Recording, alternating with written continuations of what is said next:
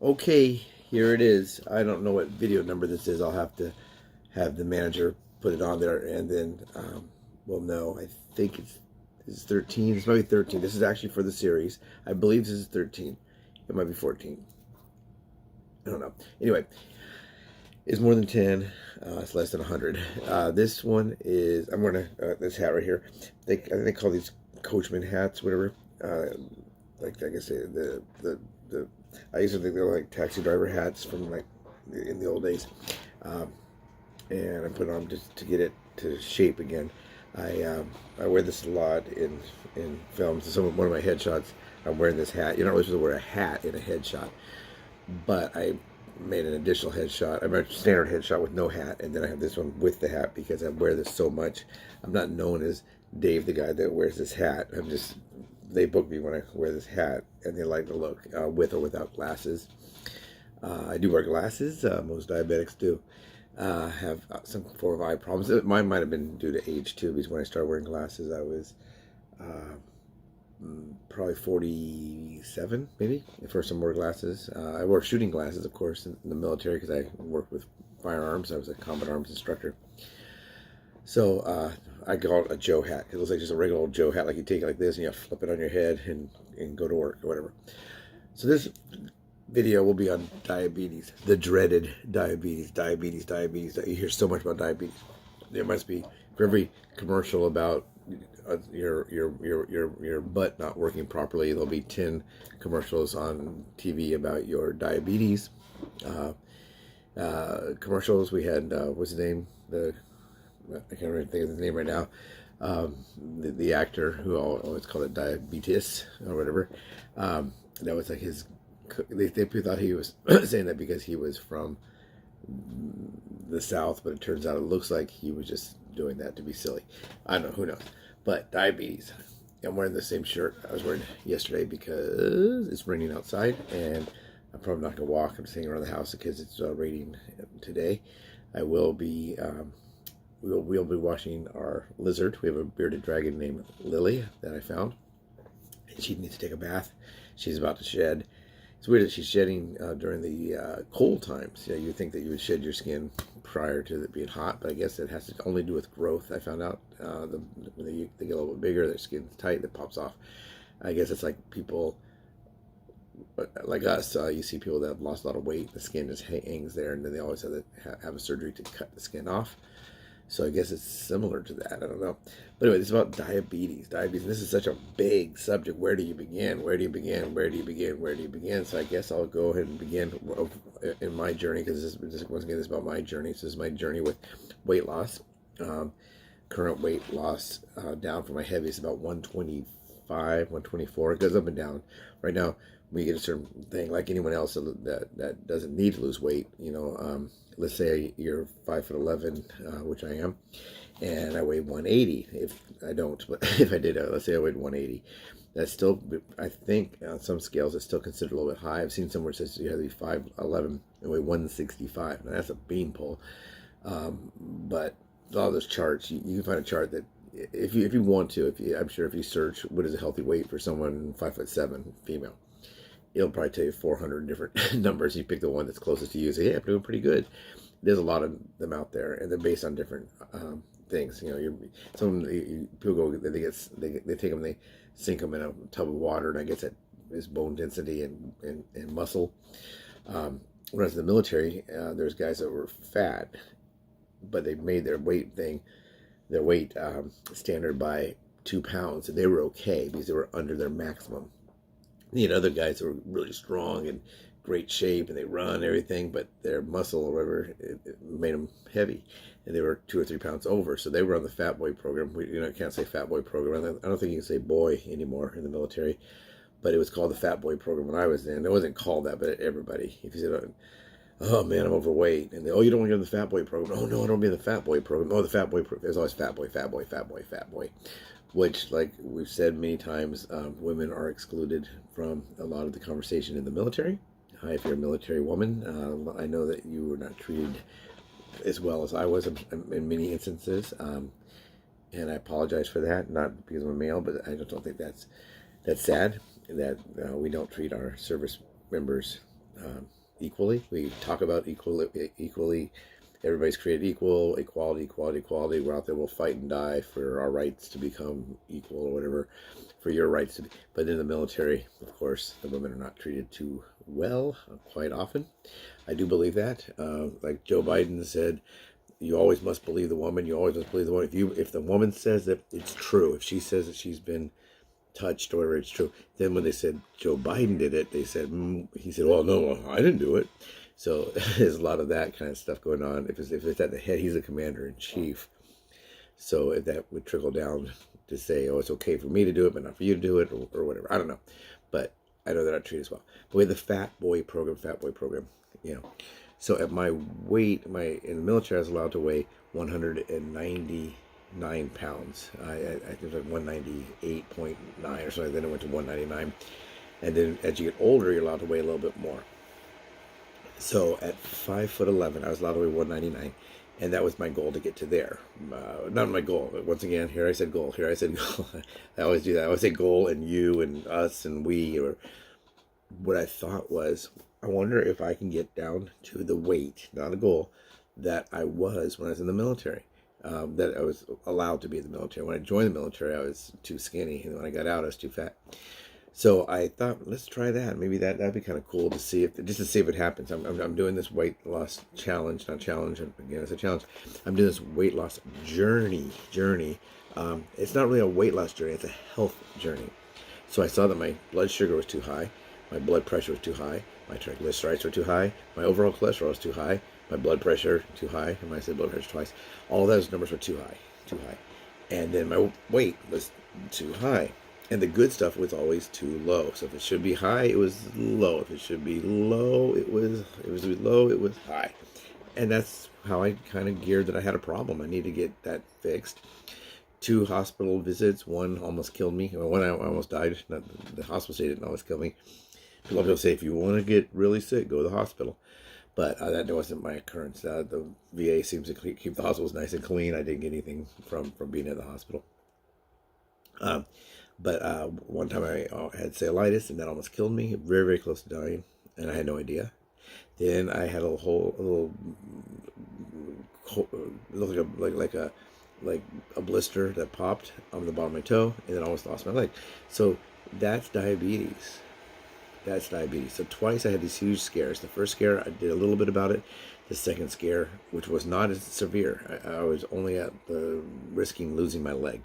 Though the first one I was risking losing my life, but I figure it's only a matter of time that the risking the life comes back, or the leg thing comes back, or going blind comes in, or blood in the back of the eye, or kidney failure, have to have an amputation, or get a stroke, or have a heart attack and die. We all gotta die sometime. I just don't want to make it any sooner than it has to be. I'm enjoying life. Yeah, those are both diabetes. Yeah, if I didn't have diabetes, I wouldn't have had either one of those problems. I mean, if I did, it would have been so minor. It's kind of like people that get COVID and don't even know they had it. I had COVID once. I knew I had it. It wasn't bad because I'd already had 2 shots and 2 boosters when I got it. So I did get it. And like they say, the booster and the shots don't keep you from getting it. At first they said it would, so they kind of admitted that they kind of lied about that. They said, if you get this shot, the first one shot, it's going to keep you from getting COVID. They did that so everybody go out and get it. Now we know that it only makes us a little less sick when we do get it. So people are like, I've had 2 shots, screw it, I'm done. I don't know. I've had 2 shots, 2 boosters. I think I have to get the 3rd booster. I got a letter from the VA yesterday in the mail saying that I've been neglecting to contact them about appointments, which VA, tap. I've been sending you messages through the website My Health eVet. That's for veterans. For those of you that are veterans, or whatever you'll know, or if you have a family member as a veteran that you assist. But I have been writing them there. So I'm gonna call them tomorrow, which is Monday. Okay, diabetes. Okay, well, I got out of the military, active duty, in 1988. After serving 6 years in active duty, I said, screw it, I'm not going to go back in the military. It was a hassle, blah, blah, blah, blah. Everybody does that, when they first get out. Got out, I think it was a Tuesday. I drove from Texas, Fort Worth, Texas, and I drove to Pasadena, and I stayed with my mom when I first got out. Yeah, stayed with my mom when I first got out. But it was like Thursday.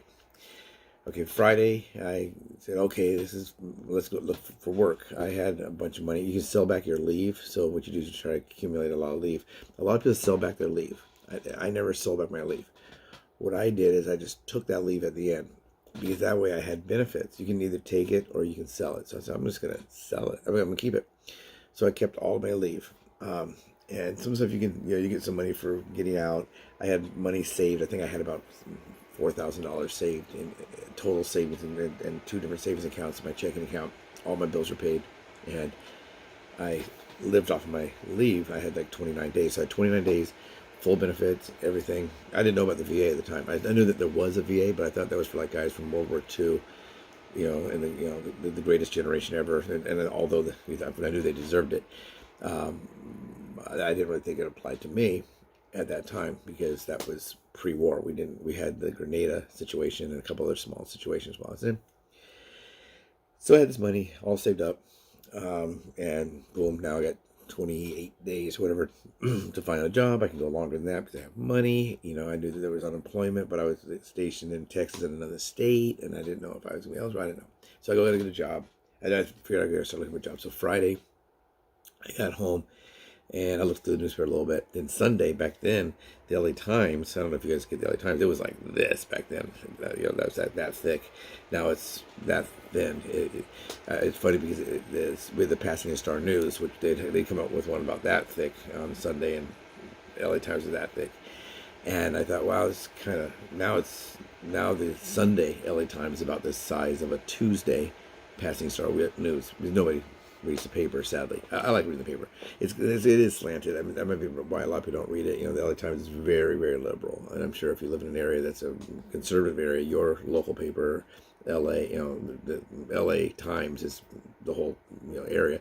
Pasadena Star News was the city in which I was living at the time. So, but a lot of people don't read it. So I looked through the Star News, and I looked through that paper. Then I'm going to go to Arco AM PM and buy a newspapers. I remembered that they get their papers Saturday night for Sunday. They always get Sunday's paper on Saturday afternoon, Saturday night.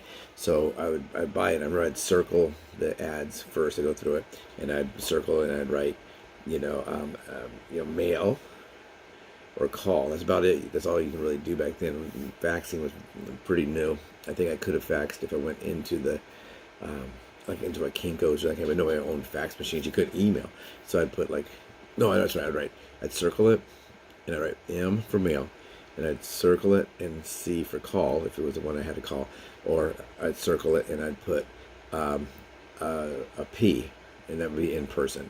And I go through the whole newspaper on Sunday. Well, Monday morning I joined the reserves. I said, screw it. I went down to Glendale, California, and I joined the reserves. Went to my first reserve appointment. I went there, got the in processing and all that, and I did the same job I did at active duty in the reserves. They gave me an additional stripe, I think. I can't remember, may not. And I started that being in the reserves, but I didn't go on my annual tour right then. I could have probably gone on an annual tour with the group, but I missed it by a week. So instead of that, since I was an active duty person, active duty requested that since this guy here has 6 years of experience, can he come out and help us versus going with the reserve unit?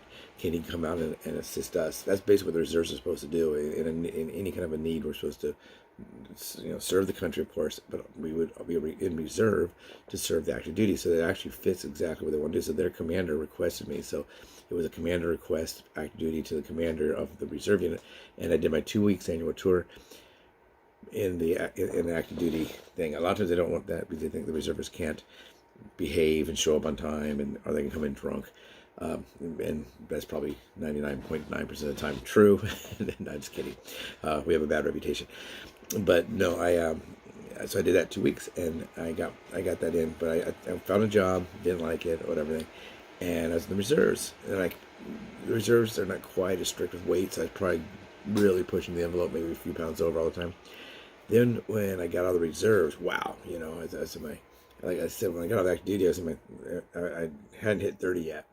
I was 28 ate, but I didn't have to run and we don't have to do a whole lot of that in the Air Force anyhow. But when I got out of the reserves, wow, then that really, when it started, I was able to put on weight. Didn't exercise a lot. I was on like an inactive reserve status, after I did, I did how many years? Like 9 years in the reserves. So 6 years active. No, it's more than that. 11 years in the reserves, I guess. I don't know. I have 18 years in, 17 years good service.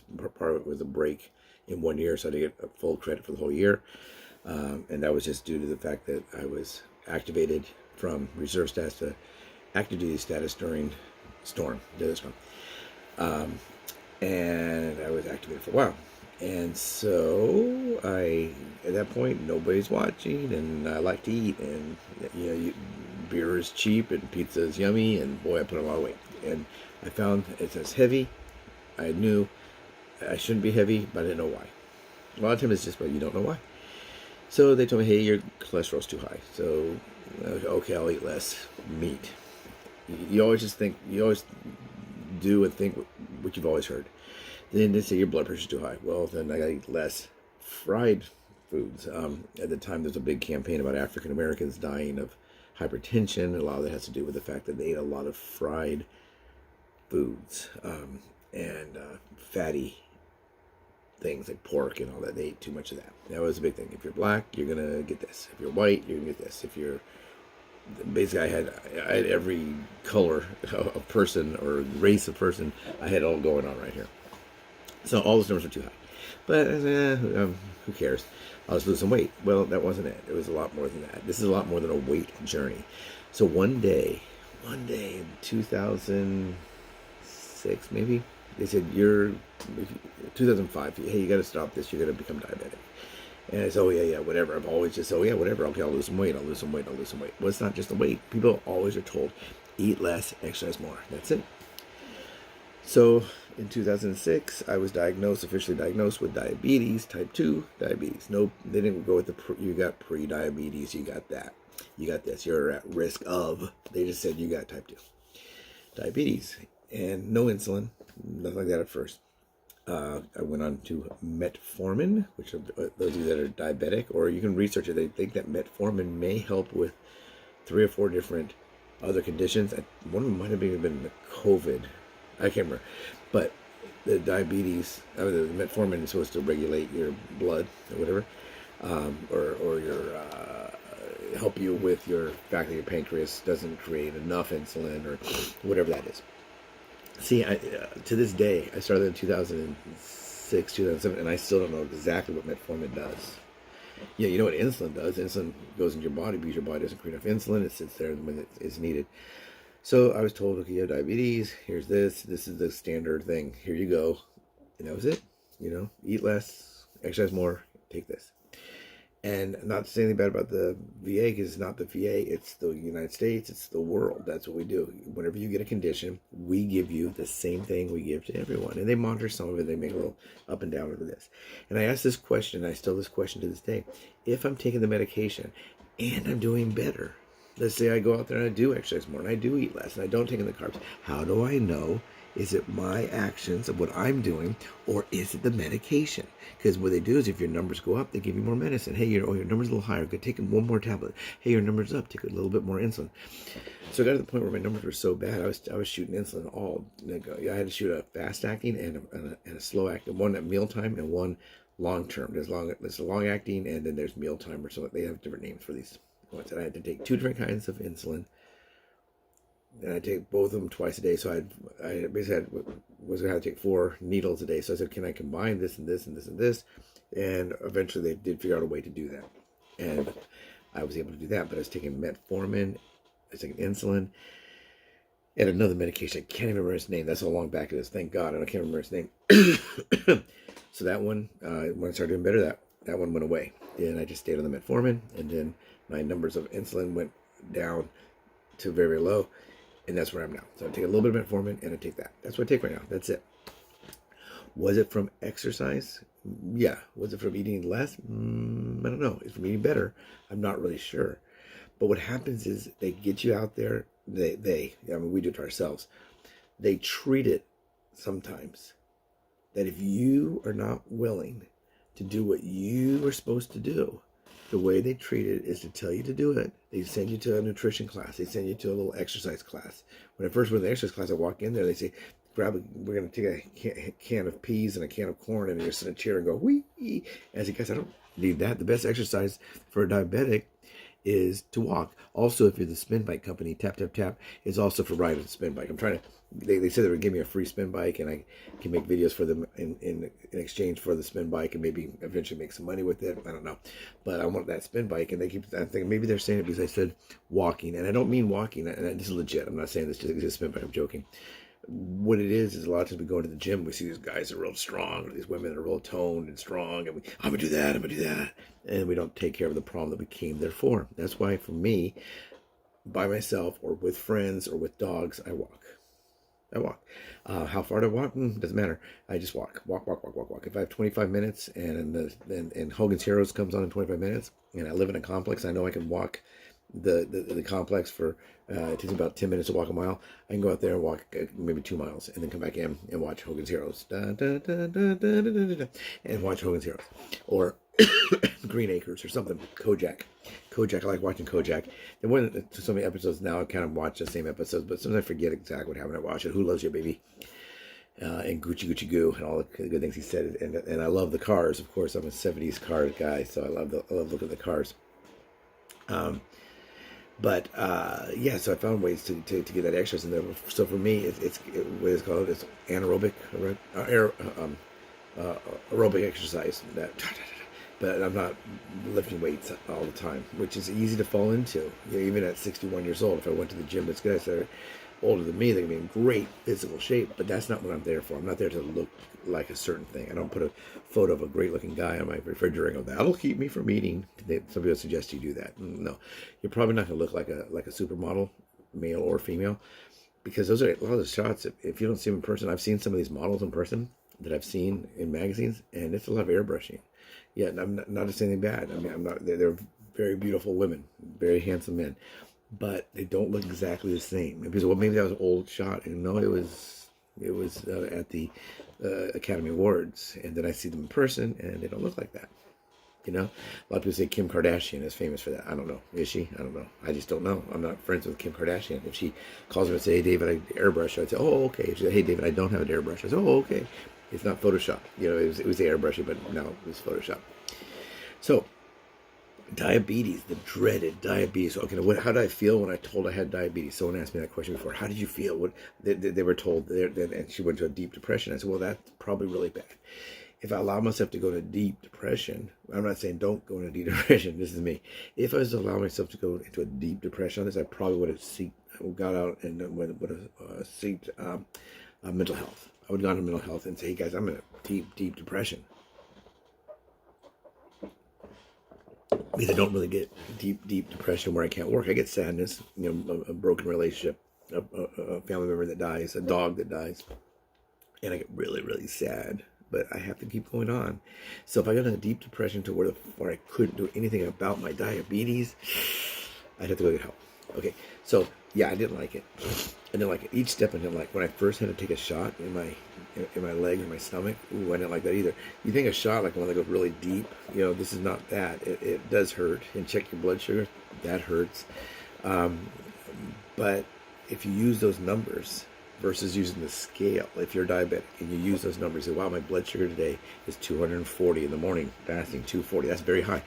A non-diabetic fasting should be under 100, and we're at 240. And if you are a diabetic and you're like 130, I think it's between 160 and 130, 160, that's bad, but it's not that bad because you're a diabetic. So if you're continuously coming in at 240, 300, they're going to keep giving you more and more insulin. And you'll see the number go down, and you go, wow, my numbers are down, due to the fact I shoot more insulin or I take more pills. So if I check my blood sugar is 240, I thought, wow, I got to do something about this, and then nothing changes. And usually they want to see you like twice a year. I was so sick for a while. I was going every month. That's how bad I was. Once a month I had to go get checkups. And if you're working and stuff, that's tough too. You got to schedule time off. You got to go fast. You got to go to do labs at the VA. You do labs the week before. So if I have a Monday appointment, I had to go the Monday before that and take time off to go get my labs, then go Monday, the next Monday. So it's like 2 Mondays in a row. You got doctor's appointments. If you have a job, you work for somebody else, hey, I got to go to the doctor. Okay, we'll go. What day do you go? Well, I go this day and this day. I think you said you had a doctor's appointment. Yeah, but I got to do the labs first. And then why don't you just go and they come to your house and do it? Well, not in this case. So if it's like 240, 250, 300, I know some people that have 500, it's 500. That's hospitalization. They say if it goes over 200, you're supposed to monitor it. If it's over 200, you're supposed to monitor it. But if you're at 500, you're supposed to go to the hospital, you die. But I know people that have 500, and if they're at 360, they say, hey, David, my blood sugar today was 360. Oh my God, are you in the hospital? Oh no, it's usually 500. Wow, that's really bad diabetes. That's definitely out of control. Is your diabetes in control? What does that mean? Is my diabetes in control? They would say yes if I'm 500. If it's 500 every single day, that would be probably considered in control because it's steady, and that's not good. So if you check that blood sugar is 240, and then you start doing what they tell you to do, and you're out there, you're eating very low carbs, and you're walking every day, and then you check it, then it starts coming in at 210. Wow, there you see it, and then it gets down. That's a scale of blood sugar that I would look at. Standing on the scale, no. People weigh themselves every day. Some people weigh themselves 2 or 3 times a day, and not to be gross, but if there's certain things you do in the bathroom, that your weight might go down. Right? You eat a big meal, and then you check your weight a half an hour after, and that food is in your body. It's going to be up. It goes up and down, up and down, up and down. Our weight yo-yos throughout the month. So why weigh yourself 3 times a day, 4 times a day? I don't know why. Now, if your doctor said for you to weigh yourself 3 times, 4 times, 10 times a day, do it. If they say to weigh yourself every day, do it. What I do is I usually weigh myself on the 1st and the 15th. That just gives me an idea. It gives me an idea. I know if my numbers are good, if I go out and I walk 15,000 steps a day, and I try to eat carbs, I didn't really discuss it, but I try to eat about 32 grams of carbs a day. That's what I try to do. Sometimes I mess up, there's we got the Super Bowl coming up, and I don't think I'll be doing that at a pizza place. We're going to go to this really fun pizza place. I'm sure there's no way I could do that. I could eat salads, with a dressing, a light dressing. Sometimes if you're on keto, they want you to eat a lot of butters and heavy creams, like a ranch dressing, the regular ranch dressing, not the low fat. They want you to eat the regular ranch dressing, some butters.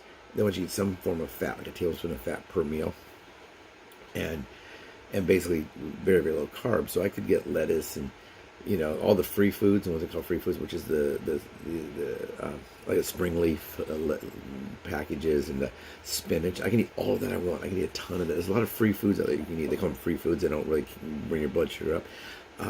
They have calories, but they don't really bring your blood sugar up. Drink a lot of water and all that. But there's times I mess up. So what did I think when I first got it? I thought it was time to get to work. Got to get to work. Got to get this work. And I tried that for a few years, and there was times I do really well, then I'd fall back, that's backsliding, like they talk about in some of the churches, the person backslid, 1 step forward, 2 step back, whatever you want to say, and that would happen to me, and it may happen to you. If it happens to you, this is what I did. I'm not saying what you could have to do. What you have to do about that? Nothing. That's what I had to do. If I saw my numbers were too high, that's not taking a reading of what my blood sugars will be in 3 months. That's a reading of what my blood sugar is now. And if my blood sugar is that now, that's not what happened now. That's what happened over yesterday. If I take my fasting blood sugar in the morning, let's say, that's what happened. What can I do? It's gone. It's gone. It's gone. That day's gone. Was it a good day? Sometimes you get a good day. Man, 105 or 98. My blood sugar is 98 today. Wow, it's great. And then tomorrow it's 198. Whoa, what happened? I don't know. But whatever happened, by the time I test it, that day's gone. It's these days, the future, the days, tomorrow, the next day, the next week, March, April, May. Those are the days that you got to be concerned with, or I had to be concerned with. I said you. I think it's safe to say that the concern is the future. I keep my feet covered. I wear clean socks. I walk. I reduce my carbs. I drink a lot of water. I thought when I first was diagnosed with diabetes, I better get busy. 2 hospital scares. didn't really do it. The first one almost killed me. I almost died. I came in on a Friday, and they said you would have been dead on Monday had I not come into the hospital on Friday night. Thank you, Emily Adams, for taking me to the doctor. Thank you, doctor. I can't remember her name now. She went by her first name. And if it wasn't for her saying, they thought I had the doctor's office. When I called her, I caught her right on her way out. Hey, should I go to the doctor? I have this thing. My leg's red. She thought it might have been blood poisoning. Turned out it was cellulitis. But if it wasn't for her telling me to go to the doctor, go to the emergency room and get admitted and get on those IVs, I'd be dead. I'd be dead. And that's kind of scary, but you think that would do it. Wow, that would do it. You're going to be dead. But comfort food. They call it comfort food for a reason. I used to like those like open-faced roast beef sandwiches with the gravy and the gravy on the fries. Wow, there's a lot of carbs. And there's carbs in everything. When you have, really they call this sugar diabetes. I got a little sugar diabetes. It's carbs. It's carbs. It's bread. My body doesn't know the difference between a little package of sugar and a nice, healthy slice of wheat bread. Carbs are carbs. Carbs are carbs. Carbs are carbs. It's carbs. So I had to control my carbs. This is exactly what they told us to do. Except for they say eat less and exercise more. Regulate your carbs. So I had to regulate my carbs, lower my carbs, and increase my exercise. And that's what I did. Everybody said, what did you do to lose weight? And that's very, very, very, very, very, very, very complicated. Because I said I lost 108 pounds, and this is how I did it. This is diabetes. I lowered my carbs, I increased my exercise, I drink more water, diet soda or pop or diet soft drink, whatever you want to call it, whatever word you call it. Is it soda pop where you are? Is it pop here? It's like usually soda. Is it soft drink? Is it I think in the British call it spirits, Is it spirits? Yeah. I used to manage a Subway, and I had a lady, she was from Ireland. She was actually an Olympic. She won a bronze medal in the Olympics for Ireland. And her husband was going through a school out here, a specialized school for his work. So she came out here and she worked for me. Her name was Brigitte. And she's real tall, like 5'11", 6 foot tall. And she had legs like like a zebra or whatever. And she run. I pull up in the morning. I had to be at work sometimes at 7 o'clock in the morning to inventory. And I'd be driving down. This is in Westlake Village, California, beautiful. And I'm driving down there and I see her running. I go, do you need, no, I'm just getting my 8 miles in today before work. 8 miles before work. Wow. So she's in great shape. But they call it spirits. But none of that. None. Zero. None. If someone said, David, would you like this? Oh, you're on. If someone said to me, hey, David, would you like a soft drink, a soda, a pop? I know that you're on you can't, sure, so let me get you a diet. I would say, no, give me the regular. Because what happens when you take in that is very dangerous for your body. Your body can't handle that. Because what happens is your brain says, uh-oh, sugar. This is sweet. We got to fight this right now. We got to fight that sugar. But there is no sugar. There's no sugar. It tastes like sugar. It's like, I can't believe it's not butter. Whatever. It tastes like sugar. So your body, your brain says, make insulin. Release insulin. Insulin has to leave your body now. Has to leave not leave your body. Insulin has to leave your pancreas or whatever and fight that sugar, but there is no sugar. So you just wasted all that insulin. All that insulin that I could use to fight real sugar has been wasted on no sugar. Why would I want to do that? So diabetes, in a nutshell. I got better with my carbs, better with my exercise, and I lost weight. I had to lose weight. So right now my numbers, if I don't cheat and do anything wrong, are non-diabetic numbers. I'm hitting non-diabetic numbers, So that's the, that's the 120 to the 100 to 130 fasting in the morning. Sometimes it's really low. You don't want to get too low, then you have low blood sugar. And I always found when I do get lows, and I do get low sometimes, if it gets into the 60s or whatever, I have to eat something right away. What do I have to eat? A lot of sugar, and then to bring it back up. And I don't really want to do that. I want to just be steady, normal, have a good life, or whatever. So I lowered my carb levels. I lost weight. I don't drink any diet drinks. I exercise by walking or doing aerobic style exercise. And I'm doing a lot better right now. So if you have any questions, this is like the number one thing. I don't know if something just was posted about diabetes. I know they changed it. They had like a pre-diabetic. They had type 1.